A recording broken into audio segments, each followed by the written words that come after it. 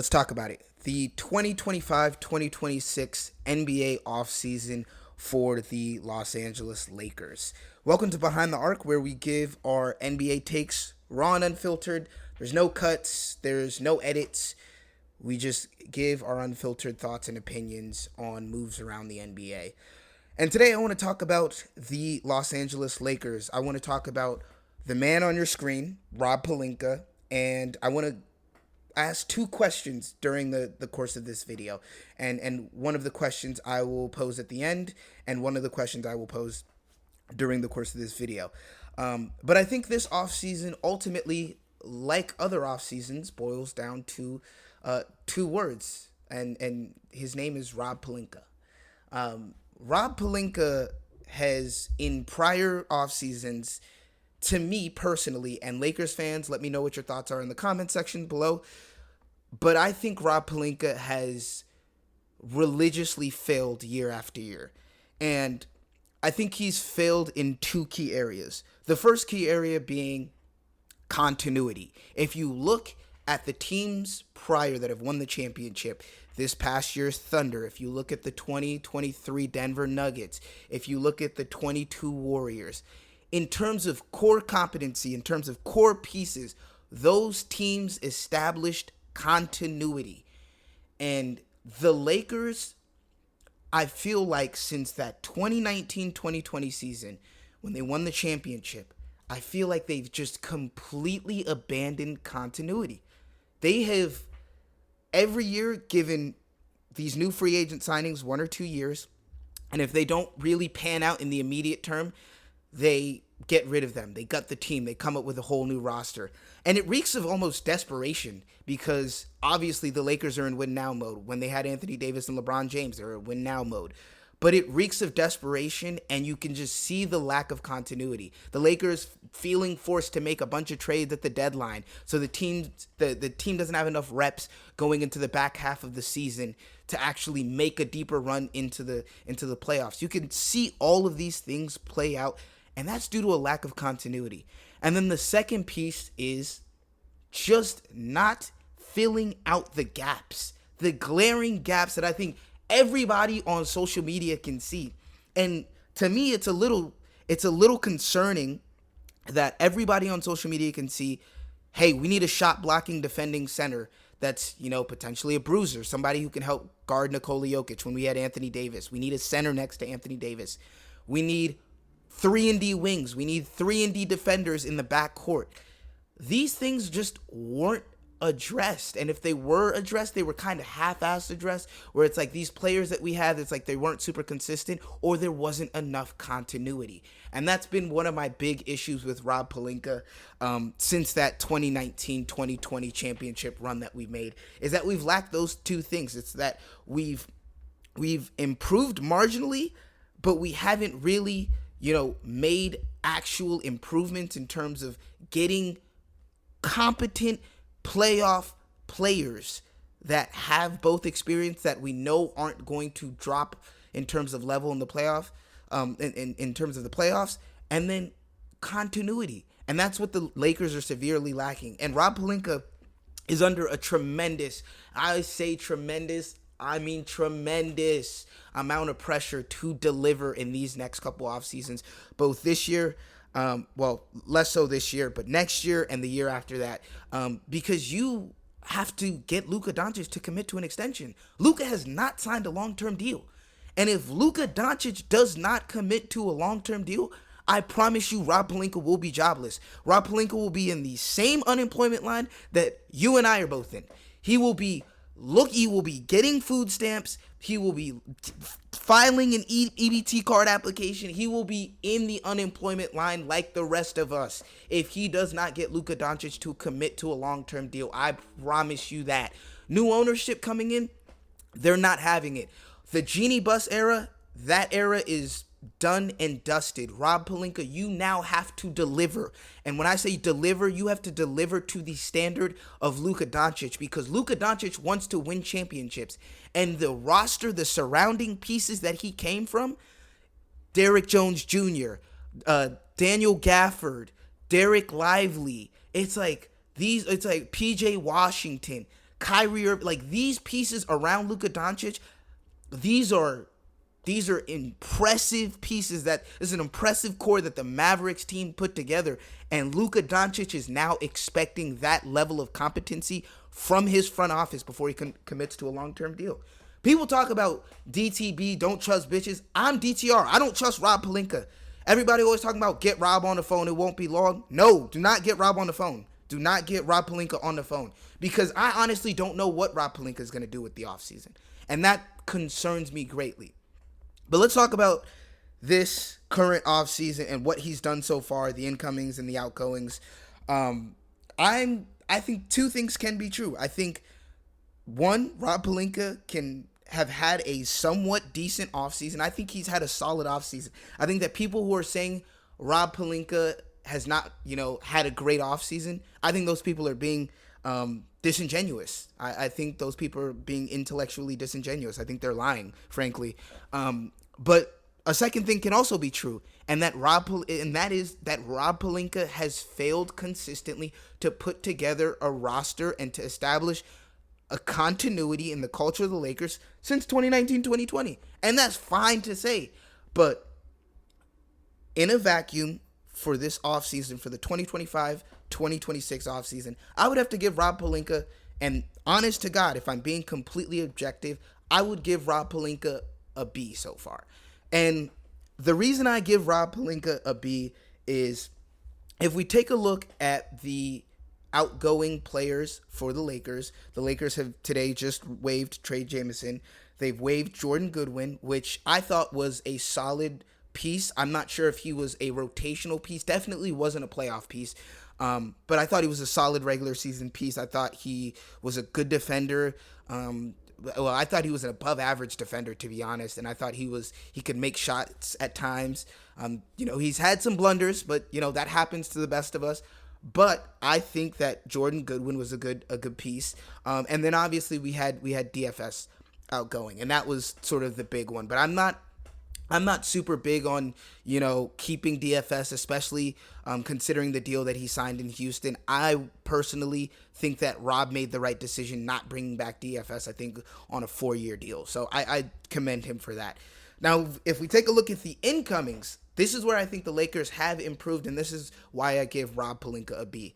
I think in terms of the incomings, we've got DeAndre Ayton. So the center position, we've strengthened, right? The Lakers have been able to get a center who is a pick and roll center who can hit a mid-range jump shot. He can rebound the basketball. I think this past season, I don't have the stats up in front of me, I think DeAndre Ayton was a 15 and 10 average, but he can rebound the basketball. And again, I think the question marks remain the same for DeAndre Ayton, defense and motor. But I don't want to judge DeAndre Ayton within the context of a Portland Trailblazing team that was tanking / losing all of last year. I don't want to do that. I think this is the year for me where I have to say that I'm going to be looking at DeAndre Ayton with a massive magnifying glass, and you ought to deliver. I expect 16, 17, and 10 rebounds and some damn blocks, some damn defense. I expect you to be moving your feet on defense. I expect you to be, a monster in pick and roll next to Luka Doncic. I fully expect that. And I expect DeAndre Ayton to be wildly efficient next to LeBron James and Luka. I do. And Austin Reeves. I expect him to take a step forward. And we're not asking you to score 25 points a night. We're not asking you to score 22 points a night, 20 points a night. What we're asking for is hustle, defense, motor, effort, rebounding, shot blocking, and be a lob threat and hit your mid-range jump shots. It's like we're not asking for DeAndre Ayton to drop 25 points a night. We don't need that. We have Luka Doncic, we have LeBron James, we have Austin Reeves, we have Rui Hachimura. We have a ton of scoring threats. But I do think that DeAndre Ayton, his stock is too low going into the season, and I think he's going to be a crucial pickup for the Lakers. I love it because he's a lob threat for Luka Doncic, what he's looking for in terms of a center. Not great in terms of, obviously, shot blocking, but I think you see an uptick in his defense this year for sure. If we're jumping to the next player, Jake LaRavia, I think Jake LaRavia is a solid pickup. Solid 6'7", 6'8", player, and I think obviously can shoot the lights out, can play defense. I think Jake LaRavia is a good pickup. Whether or not we have that Lakers tax where Jake LaRavia's three-point shooting drops off a mountain, that remains to be seen. But I think that Jake LaRavia is going to be a solid pickup. I would honestly, if I had to grade each of these individual pickups, I would say that DeAndre Ayton I'd probably put it at a B plus, just because of the contract amount and the length. It's like you got him for 2 years, $16 million, so $8 million a season. I think it's a great pickup there. So I'd probably say a B plus. I'd say Jake LaRavia is another B or B plus type of pickup. And then I think the addition of Marcus Smart. Obviously, we re-signed Jackson Hayes. Don't want to cover that. You guys know about Jackson Hayes. You know the type of player he is, what he brings. Was unplayable in the playoffs, although I thought he should have got a little bit more run at least. But I thought, bringing him back, that was somewhat decent. But I think picking up Marcus Smart, backcourt defense, a lot of people look at Marcus Smart, say he's washed. I was born in Washington, D.C., so I'm originally a Wizards fan. I know what poverty is for a sports organization. If you are a player in a poverty-stricken organization, it is very, very tough to judge that player. Marcus Smart, I promise you, will look a lot different in terms of defense, in terms of shot-making ability. It's like he's going to have a lot more open shots. He's going to be able to play defense at a higher level because he's going to be able to conserve his energy, not going to be asked to do any shot making as much shot making as he might have been asked to do with the Wizard. It's the pressure comes down in terms of scoring, and he can focus his energy on defense and spotting up for 3-point shots. So I do think Marcus Smart is I would say another B plus A minus pickup. And that brings me to the overall offseason grade for the Lakers for 2025-2026 season, which is a B. And you might say, hey, you gave him a B plus for most of these. Why is it not a B plus? Because these players fell into Rob Pelinka's lap. What would have been plan A, or what would have been plan B if the likes of DeAndre Ayton and Marcus Smart weren't bought out? Were we going to punt another season? Because I know Lakers fans weren't going to have that. Were we going to punt a potential LeBron James retirement season? Were we gonna punt a Luka Doncic prime season? Because Luka's not having that, and he's damn well not signing that extension until you guys have proved to him as a front office that you're competent enough to get the job done on a consistent basis. Were we going to just punt this season and say, oh yeah, we're going to wait until 2027 for a marquee free agent? When is the last time a marquee free agent has moved teams in free agency? I'm not talking about a trade, in free agency. So the fact that Rob Pelinka is hinging his hopes on a potential free agent coming in 2027, I don't know who he's hoping for. I don't know if he's hoping for a Nikola Jokic. I've got to look at the free agent class. I know Giannis is a free agent soon. Or maybe not. I'm tripping. But I've got to look at the free agent class. But I know the 2027 free agent class is a good one. But you can't punt another season of LeBron James, a potential retirement tour season, and a prime Luka Doncic season. You cannot punt that season. You cannot do that. LeBron James, I think, consensus, while everyone might not agree that he's a top 15, top 10 player, I think that it's consensus at the very least. LeBron James is a top 20 player still in the association. So for Rob Pelinka to think that he could potentially punt out another season and wait for 2027, no, to me that's unacceptable. That's unacceptable. And I'll give you a B for this offseason, but I should be a little bit harsher, because what would have happened if DeAndre Ayton and Marcus Smart weren't bought out? What was our initial plan? Because it could not possibly have been just Jake LaRavia. We watched Brook Lopez go to the Clippers. We watched CP3 go to the Clippers. Bradley Beal go to the Clippers. We watched all these different pieces go to the Clippers. We watched the Nuggets get insanely better. We watched the Rockets get Kevin Durant. We watched the Rockets get a bunch of new pieces. It's like, what?